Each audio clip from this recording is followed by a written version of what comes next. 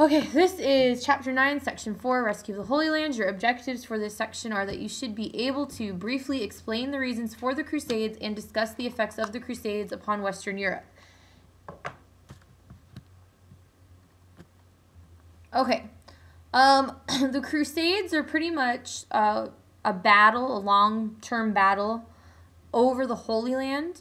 And the Holy Land is the place where Christianity began, which is Jerusalem. And that's the Holy Land for not only Christians, but there are Muslims that have a claim over the land, Jews, and so these groups are going to come into conflict with one another over who occupies that territory. Many Christians from Europe, from Western Europe, would go on pilgrimages to the Holy Land, and a pilgrimage is when you travel to a place for a religious purpose. Reasons that they would do this is to kind of demonstrate how pious they were, or to earn forgiveness of sins, or just to grow closer to God. And we also know from our study on Islam that Muslims also go on pilgrimages, mostly to the city of Mecca. Okay, so during the 11th century, the Seljuk Turks move into Palestine, and they take hold of those places in the Holy Land that would disrupt the travel of Christian pilgrims. So the Byzantine Emperor now appeals to Christians from Western Europe for help to go and reclaim the Holy Land.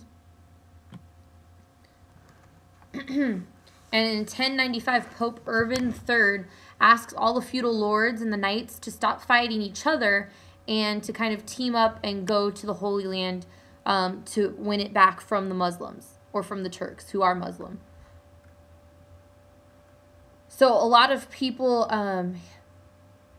hear this call, and they go out enthusiastically to the Holy Land. They wear red crosses, because that's part of Pope Urban III's speech to them, is that they should mark themselves with a red cross. Crusader, the word crusade, comes from the Latin for cross. Okay, so reasons, motives for the Crusaders, just like the pilgrims or people that would go on pilgrimages, they want to serve Christ, they want to serve the church. Some people are just looking for adventure, from escape from their lives in Western Europe. Some are looking for fame or fortune. Others just want a good fight. Remember, these are knights, so that's pretty much what they do. Their lives are based upon training and fighting. There's also the promise of heavenly and earthly rewards. So if you go on the Crusades, you could build up your treasure in heaven, or that's what the popes and the bishops are telling the people. Or you could get treasure here on earth. The church promises to protect your family while you're out on crusade and protect your property.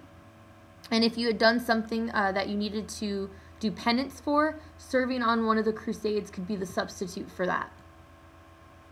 Also, if you owed someone a debt, you could go on a crusade and then your debt would be pardoned and you would no longer have to pay it. Okay, there's 8 major campaigns during the Crusades between 1095 to 1291.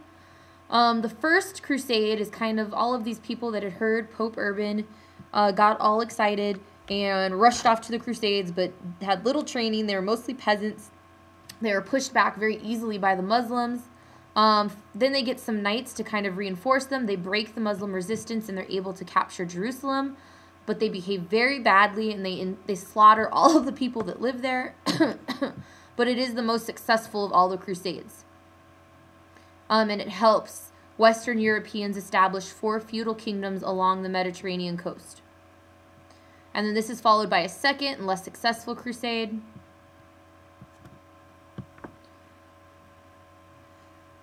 Then you have the King's Crusade. The Muslims have recaptured Jerusalem under Saladin, who's their leader. And you have 3 kings from Europe that go out to recapture that from Saladin. Frederick Barbarossa of Germany, Philip Augustus of France, and Richard the Lionhearted of England. We've talked about all 3 of these guys in the previous section. This is the largest of all the Crusades because you have all of these different forces from the different nations teaming up together, but it has problems from the beginning. Frederick drowns on the way to the Holy Land. He like goes into a river to either wash himself or get a drink, and he's wearing his armor and it's too heavy and he drowns. Philip goes back to France because he's in conflict with Richard. They don't get along. So he just leaves. He takes off. Richard stays on the crusade. Remember, for his 10-year reign as King of England, he's hardly ever actually in England. He's mostly on crusade. And he defeats Saladin in many, many battles, but he never actually recaptures the city of Jerusalem. So this crusade ends in a 3-year truce where they they compromise. They agree to allow the pilgrims to use the Holy Land, to travel into the Holy Land. But the Christians never retake Jerusalem. It's never theirs. Then we have the Diverted Crusade. People now are openly pursuing economic and political ends, meaning they're just on crusade to get money or power. They're not really thinking about the religious meaning behind the crusade. Venetian merchants are hired to transport a bunch of crusaders to take them on their ship and sail across the Mediterranean to the Holy Land. The crusaders can't pay their bill to the Venetians, so the Venetians convince them to attack this other city called Zara. And this is where the crusaders develop an appetite for plunder, so for all of these riches that they get from raiding the city. So then the Venetians convince them to attack their rival Constantinople, and so they go there, and Constantinople will fall to the Crusaders in 1204, but they never make it to the Holy Land. That's why it's diverted.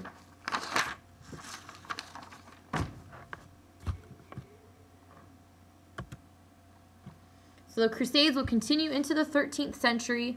They're not any more successful than any of the other Crusades that we've talked about. They're actually kind of deteriorating. They're not very organized. They have weak leaders. And as they continue to fail, people lose their interest with the Crusades.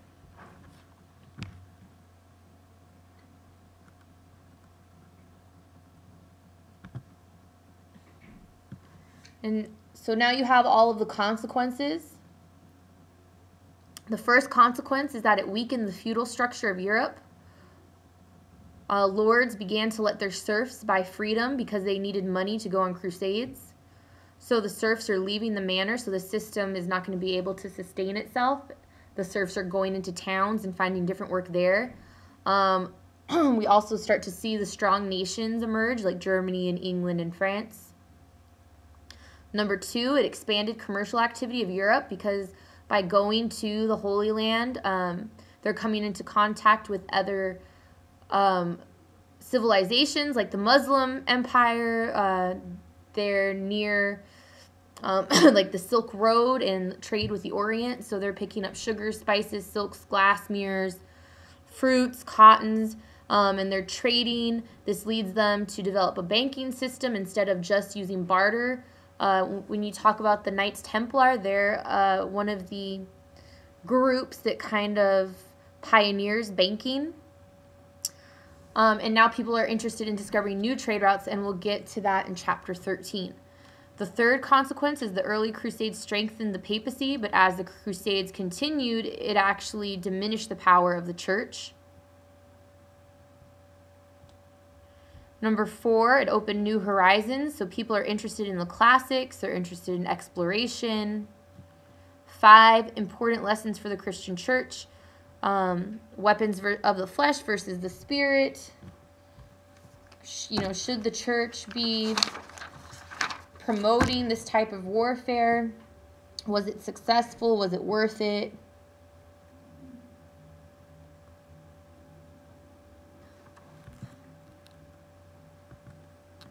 Okay, this is your SRQ review.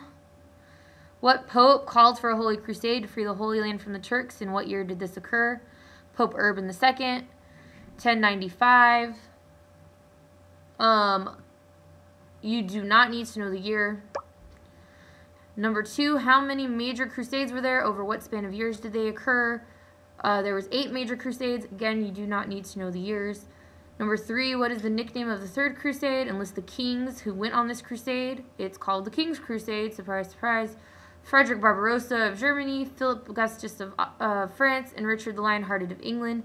And number 4, to where was the Fourth Crusade diverted? Who diverted the crusade? You could say Zara, because that is one of the places they went to, but also Constantinople and by the Venetian merchants. Okay, you have your quiz on sections 9.3 and 4 tomorrow, and you need to begin studying for your final. Organize your notes and your graded tests, and we'll go over what questions are going to be on the final from each exam.